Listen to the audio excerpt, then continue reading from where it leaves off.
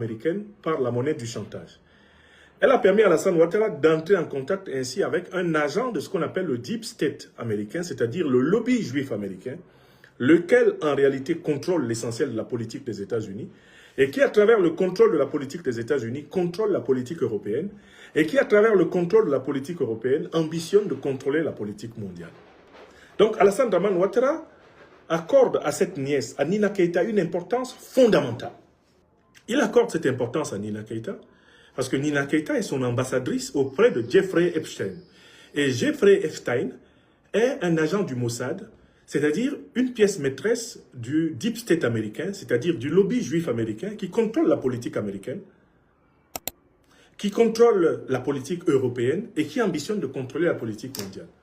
Donc pour Alassane Ouattara, Nina Keïta est une ambassadrice vers le pouvoir des démons, vers le pouvoir ténébreux, vers le pouvoir obscur. Il a besoin, Alassane Dramane Ouattara, d'être en contact avec les Occidentaux qui dominent le monde. Et sa nièce lui rapporte littéralement une merveille.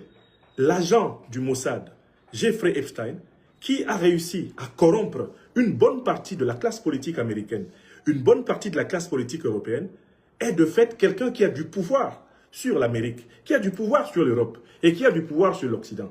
Or, Alassane Dramane Ouattara, qui est un nègre néocolonisé, qui est un esprit extrêmement racisé. Alassane Dramane Ouattara, qui en réalité est un minable habitant de la case de l'oncle Tom, ne rêve que de ce type de relation.